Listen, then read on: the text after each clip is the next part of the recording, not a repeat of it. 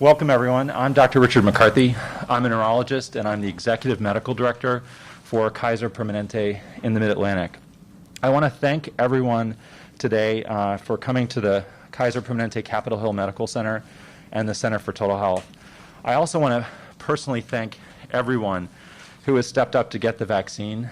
In getting the vaccine, you're not only preventing COVID in yourself, you're also preventing COVID in your family members, in the community, and helping to end this pandemic. So I really want to thank everyone who stepped up to get the vaccine and is willing to share their story in particular. We're thrilled to be working with Mayor Muriel Bowser and the District of Columbia. We're incredibly proud to be vaccinating frontline workers in D.C. and the community. We're also proud that at Kaiser Permanente, we've vaccinated over 5,000 D.C. residents and frontline workers in just a few weeks. And we're also committed to increase the number as quickly as vaccine supply will allow.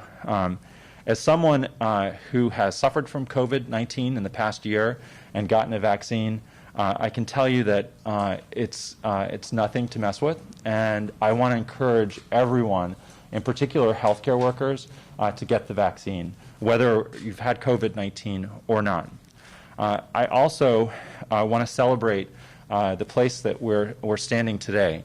This is the Capitol Hill Medical Center. It's one of the first multi-specialty hubs in the region for Kaiser Permanente that offers us incredible functionality to take care of the residents of DC. And this is the 10-year anniversary of Kaiser Permanente Capitol Hill Medical Center.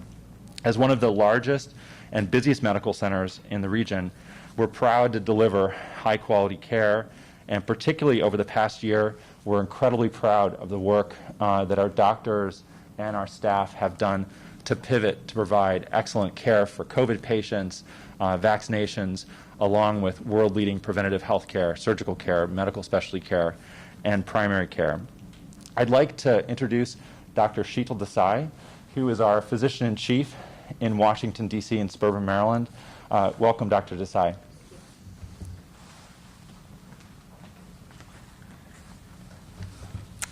Thanks so much, Dr. McCarthy.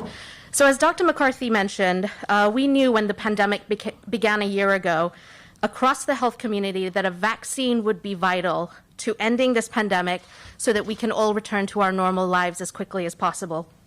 Over the past few weeks, we've had the honor of vaccinating some of our frontline workers and highest risk patients as they have taken the vaccine here at Capitol Hill Medical Center.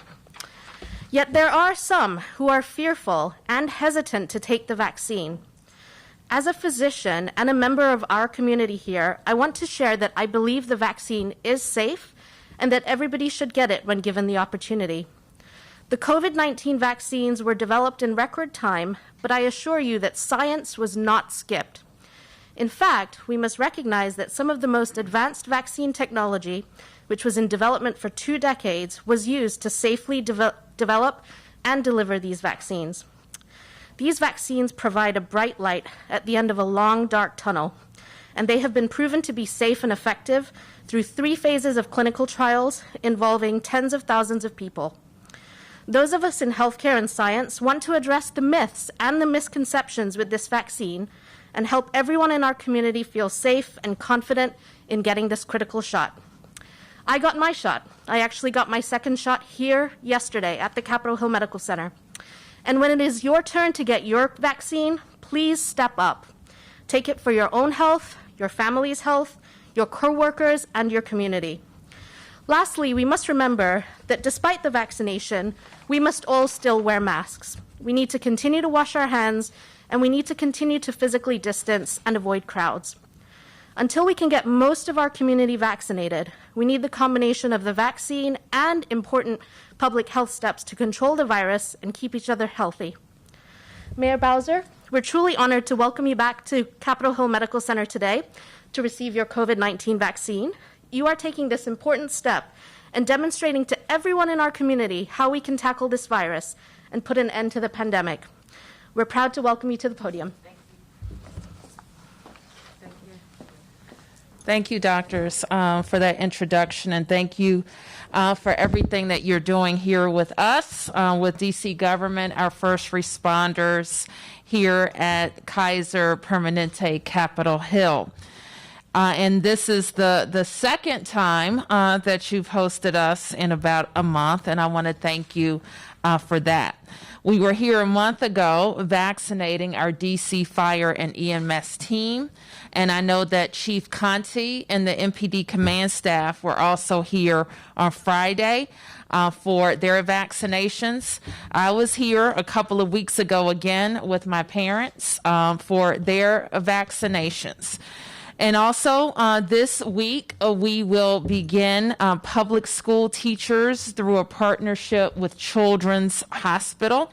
At sites across DC, we continue to get our senior residents vaccinated as well as our healthcare workers. And today, as Dr. Desai mentioned, as part of our continuity of government operations plan, I will get vaccinated here at Kaiser. And you just heard from the doctors how important these vaccinations are. We release data every day about our community's experience with COVID. And while we continue to be grateful for sacrifices of Washingtonians to stop the spread of the virus, we know that there's still work to do to turn all of the metrics that we report every day green. And getting our community vaccinated is an important part of that process. I was proud last week that with the help of partners like Kaiser, the CDC put Washington, D.C. at the top of their list for states administering the COVID vaccine. Let me say that another way. They put us at the top for our efficiency in delivering the COVID vaccine. Already, we have been able to administer more than 51,000 doses of the vaccine. And as Dr. Nesbitt explained last week, these numbers tell part of the story, and it's a good story. But these numbers are also constantly changing as we get shipments of the vaccine in, schedule appointments, and our healthcare professionals deliver the shots of the vaccines. And it is truly a citywide effort. There are a lot of moving parts and a lot of priorities to be advanced. These numbers show the breakdown of where doses are going this week. And we also provide an update to last week's. They demonstrate just how much our medical providers are working together and working with DC Health to get the vaccine to prioritize populations. As you know, this week DC is receiving 8,700 doses of the Pfizer vaccine and 5,600 doses of the Moderna vaccine. Get this so I can actually see it. And we also break down how all of those appointments are distributed per vaccine.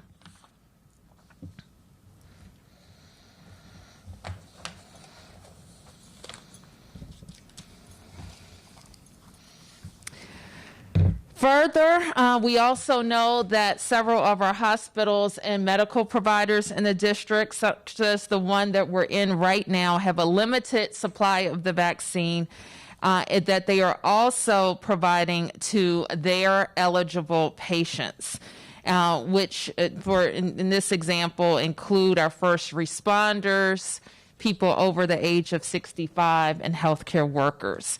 You can learn more about each provider at Vaccinate.dc.gov. So before I wrap up, I just want to encourage everyone in our community to reach out to the people in their life who are 65 and older and make sure that they are know that they are eligible to get the vaccine.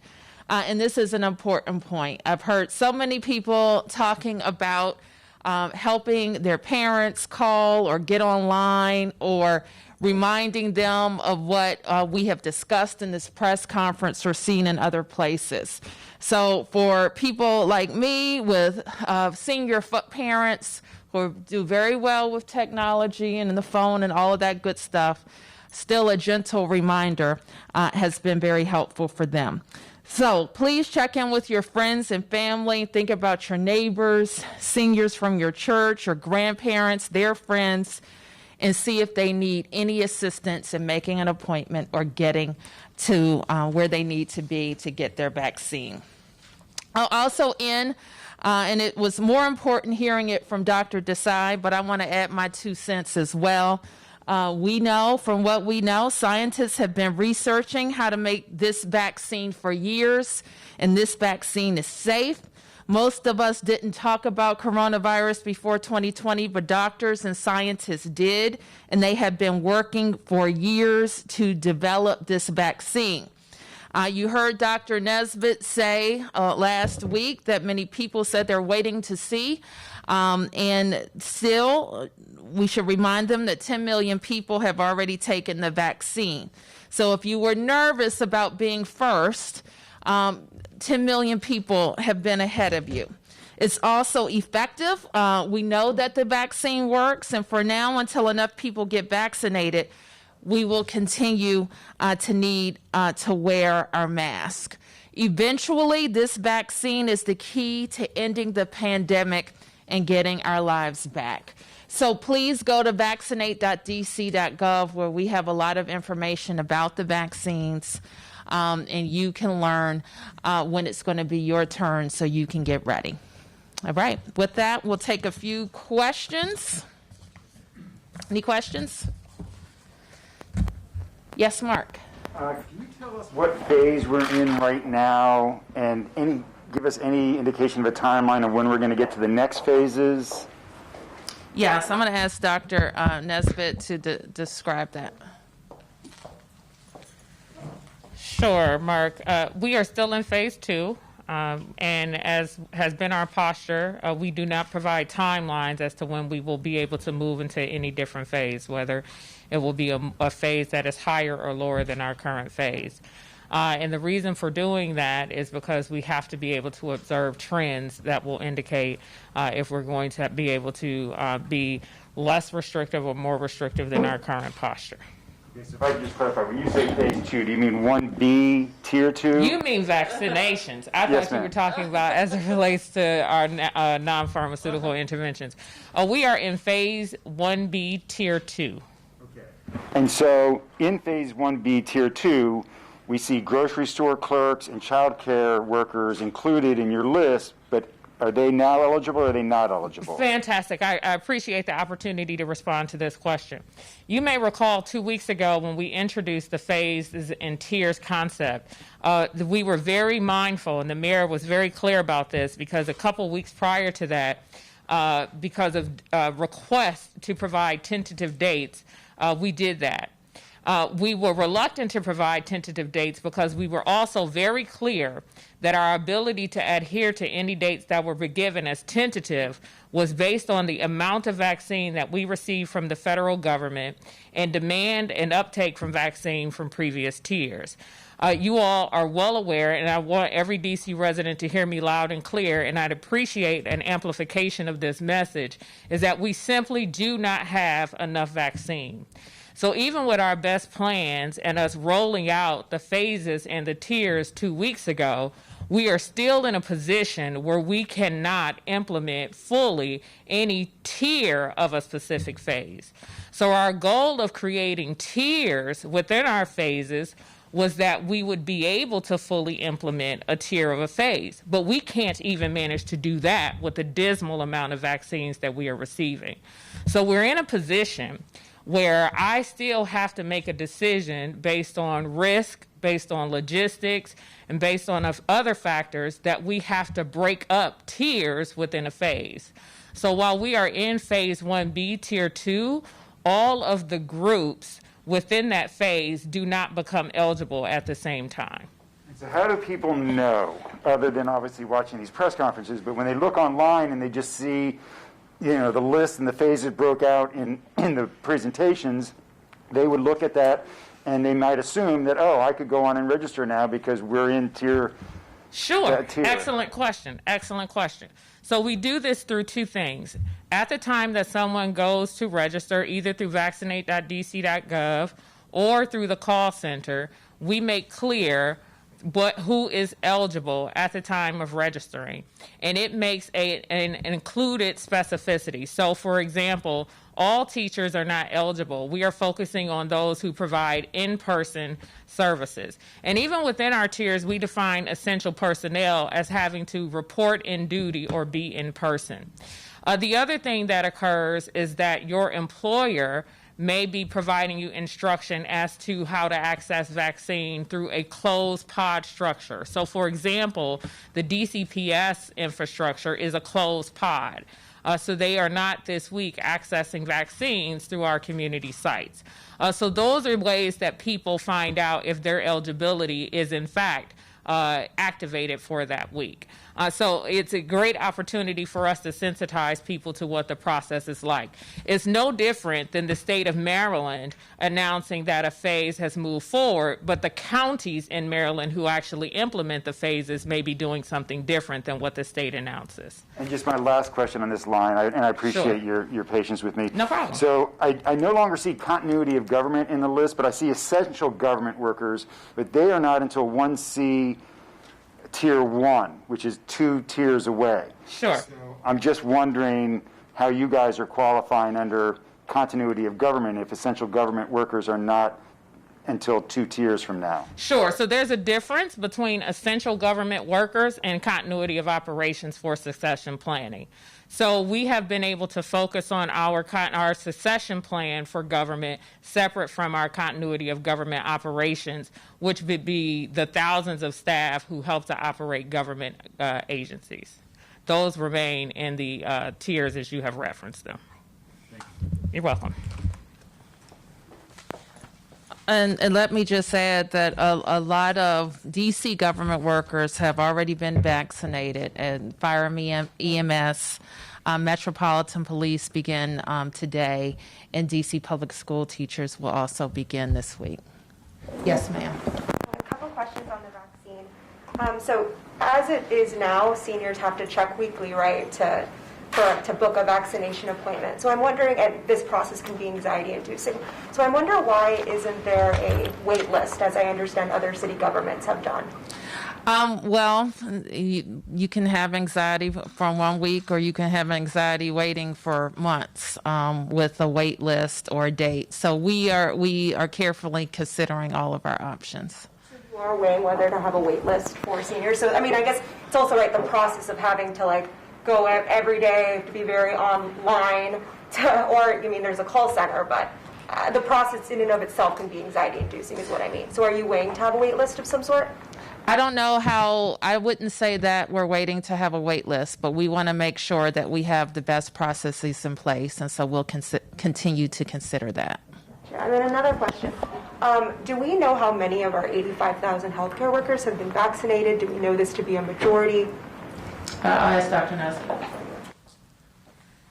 Sure. We're working with the various employer groups to more accurately assess that data element. Initially, as we launched the program, we focused on closed pods with our health systems, and they have some data that we are working to verify and to clean. The other challenge is that a lot of those healthcare workers do not work in health systems. They work in smaller organizations.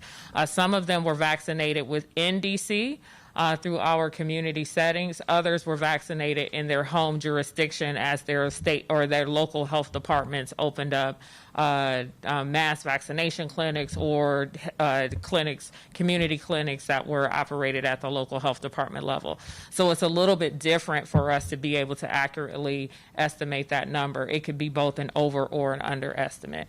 But we can do an estimate of the percentage, for example, at MedStar Washington Hospital Center who were vaccinated, or at Fire and EMS who were vaccinated.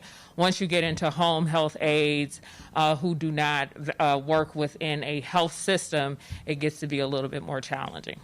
And then one final question. Why was it important for you to get vaccinated on camera today?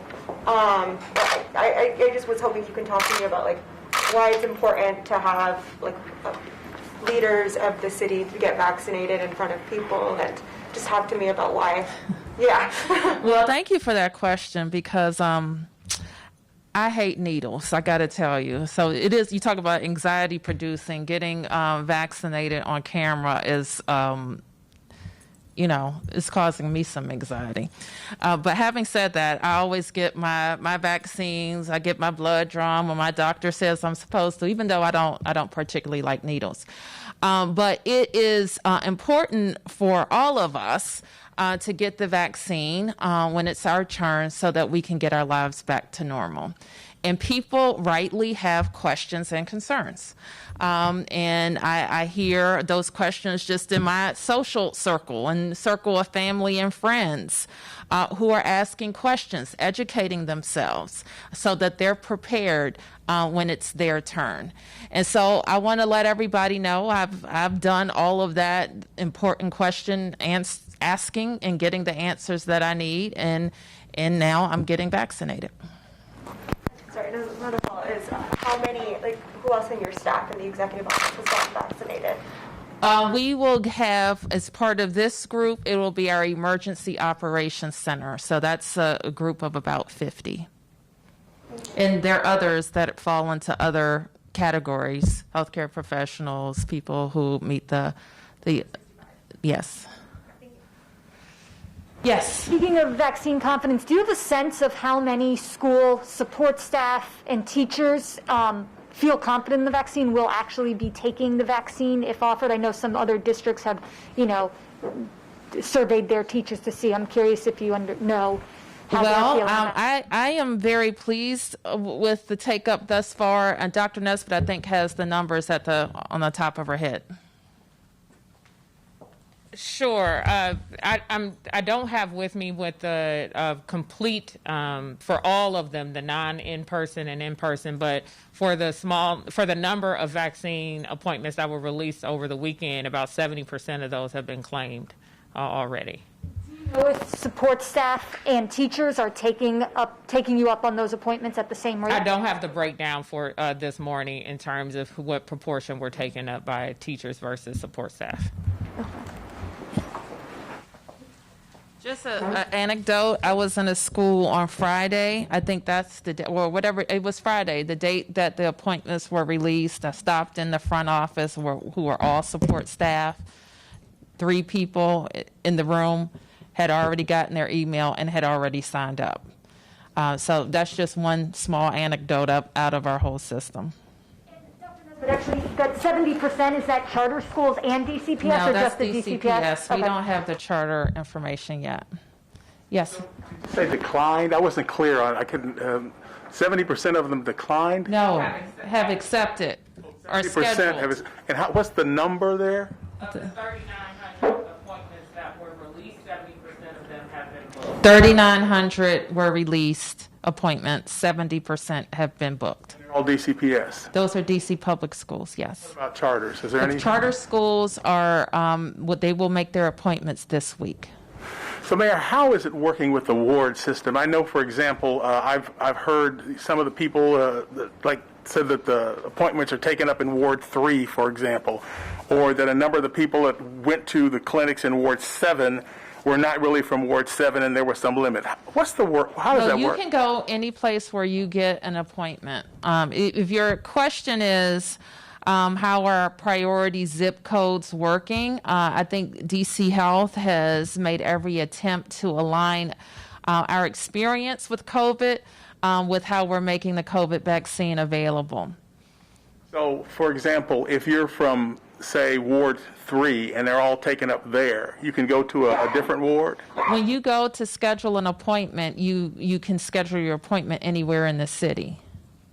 Okay, and are they limiting, for example, the number of people are they, let's say, You may remember that on Thursdays, we make the appointments that are now available for seniors and healthcare workers available on Thursday to priority zip codes. And on Friday, we release an additional number of appointments that are available citywide.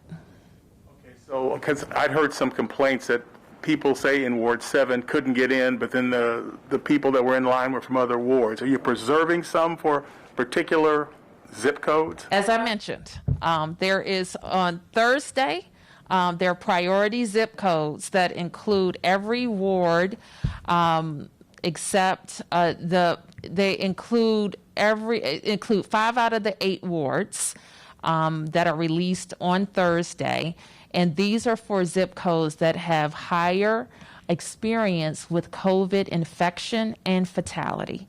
So in those priority zip codes, a certain amount of appointments is made available. The following day, another allotment of appointments is made available. And the reason I can't give you the specific numbers is because those numbers change from week to week. Yes, sir. With the onset of bad weather, and we know how we react to bad weather, that might impact people showing up for their appointments on a day that they're scheduled to go get their appointment, but because of weather would not be able to get there. So what is the protocol then if somebody misses an appointment through no fault of their own as far as rescheduling? And also, what happens to those doses that you may take out of refrigeration in advance of these people showing up when they don't show up? Well, we're hopeful that the weather won't be as bad as you seem to think. And it is improving. The forecast has improved for Thursday. So, I mean, before the end of the winter, we're going to have bad weather. Let me ask Dr. Nesbitt.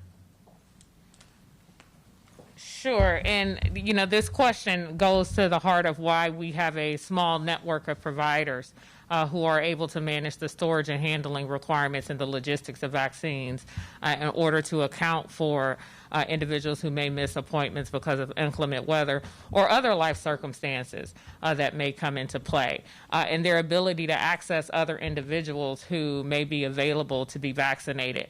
I'll give you an example. Last week, I was in a Safeway where our instruction to all of our providers who have signed a provider agreement to us is to not waste a dose. You all may recall that very early in the launch of our community-based program, there was lots of milling around and rumors around that you could just show up at a grocery store and get an extra dose of vaccine. Well, that doesn't happen now because the number of people who are showing up for their appointments is near 100%. If not 100% at most locations.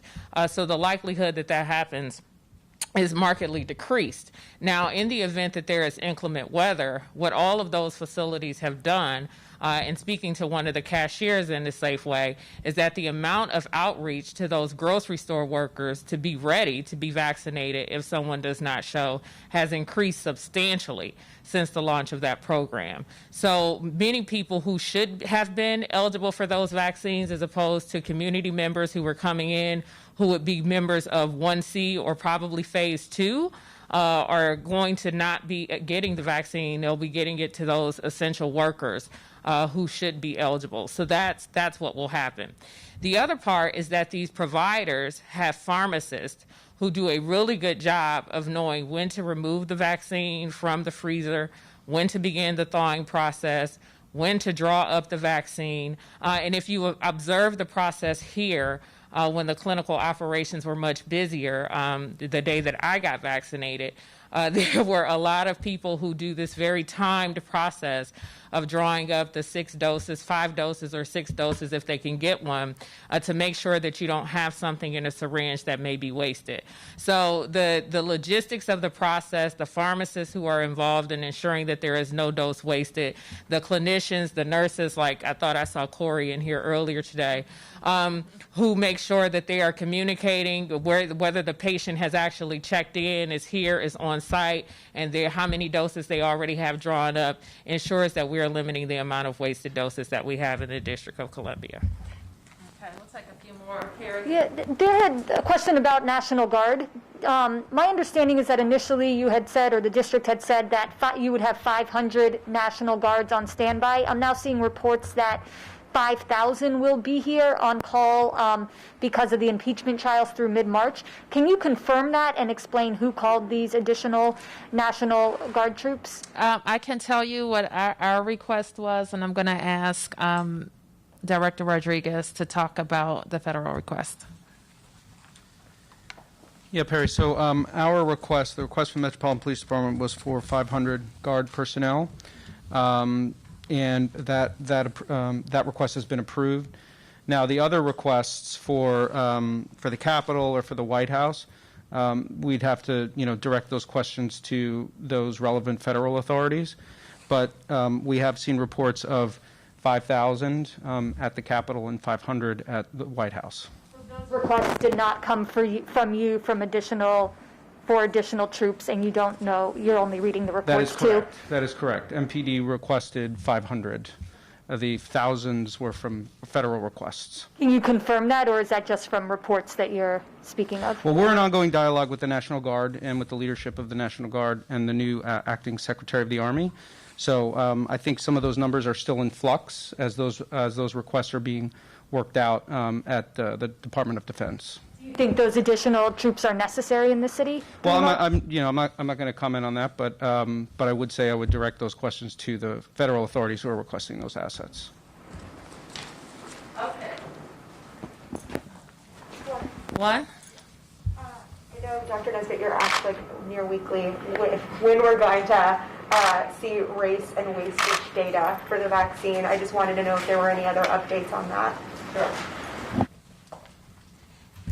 It's a great question. As I mentioned earlier with Mark, is that we're trying to clean up the data in a much better way. I can give you, for example, when I was reviewing the race and ethnicity data, we have about 56% of the data that is being reported as other and unknown, which is not reflective at all as what we typically see with our data in the district. 28% as white and 15% as black with vaccine data. And it's just not a complete data set. So many of the fields are missing, or they're being filled in a way that's not reflective and reliable data. So it's not of a quality where we can report it and it be interpreted as anything meaningful. So what we're doing is we're working with the vaccine providers who don't typically have electronic health records to when individuals come in for the second dose to do a much better job of accurately completing that field. The second issue around wasted doses is that there are disparate systems in which that data is reported, and we need to be able to have that data at the local level in a way that we can report it out reliably to you all. Okay, last two, Terry and Mark. Related questions. Right now, we have 52. The last numbers I have heard are 5,200 kids have accepted slots. That's about at a third capacity. I know you guys expect it to grow a little more. But what is your take of that acceptance, and how are you sure that this plan is hitting the kids who need it the most? Well, it's hitting the families who want it. So our job, Perry, is to make sure that we have prepared our system for in-person learning, and that's exactly what we have done. We have made incredible investments in our buildings, in making and ensuring that we can have physical distancing. We've improved our ventilation systems building-wide and in every classroom. We have all of the PPE that we need.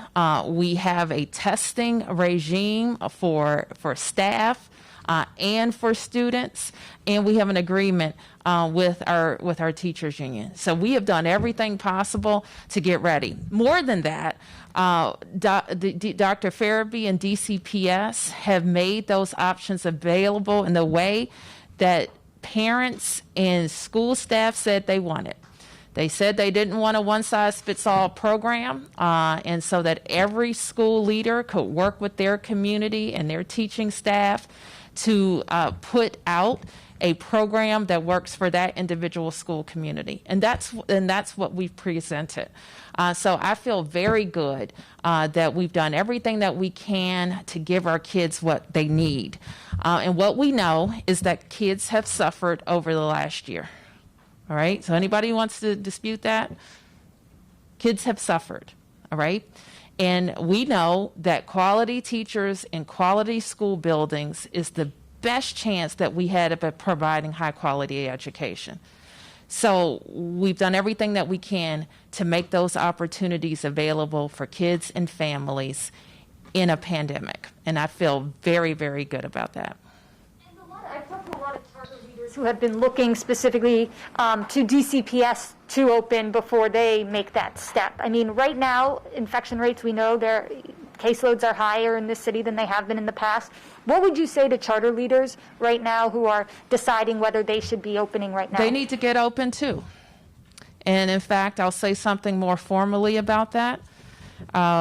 As there, for most people realize, about half of our kids are in DCPS, about half are in our public charter schools, but they're all DC kids.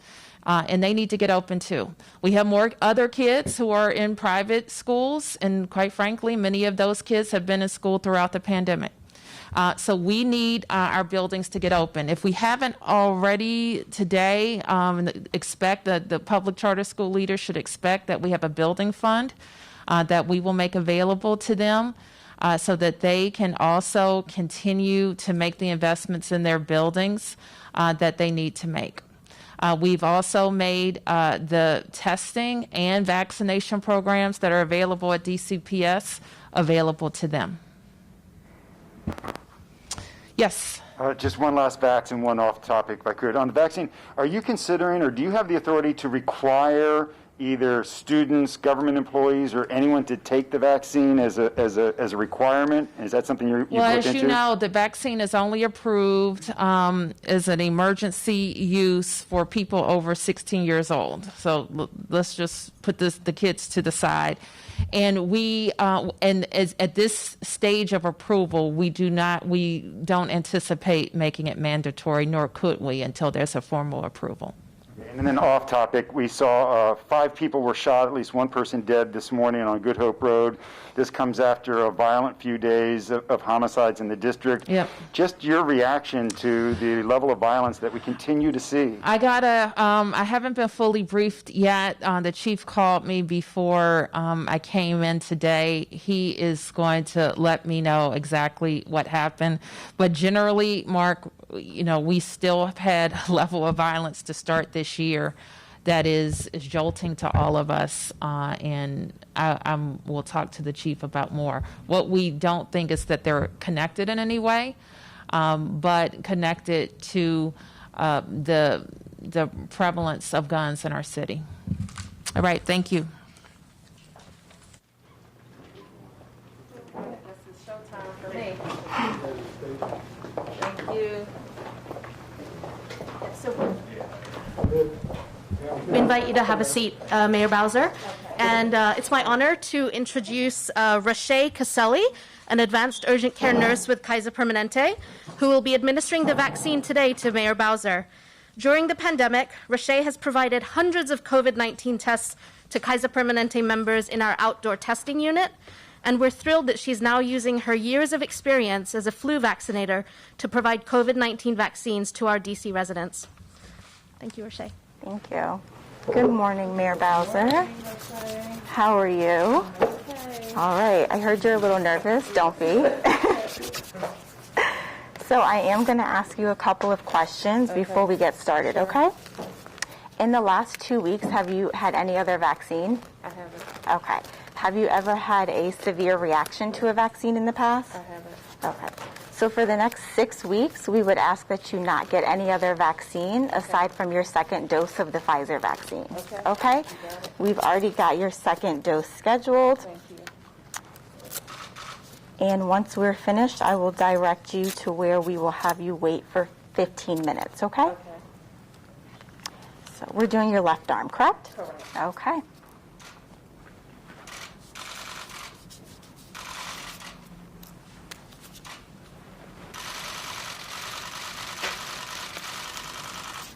That is it. Is that it? Yes. You are vaccinated. Thank you. You're Thank you. welcome. Okay. That wasn't bad at all. No, I told you. You're welcome. So if you just exit out the door over here, someone will meet you for your 15 minutes. All right, you got it. Thank you. Thank you. Thank you, Mayor Bowser. You're welcome. Thanks, guys. Thank you all for joining us today at the Kaiser Permanente Capitol Hill Medical Center. This concludes our event for the morning. Thank you. Thank you.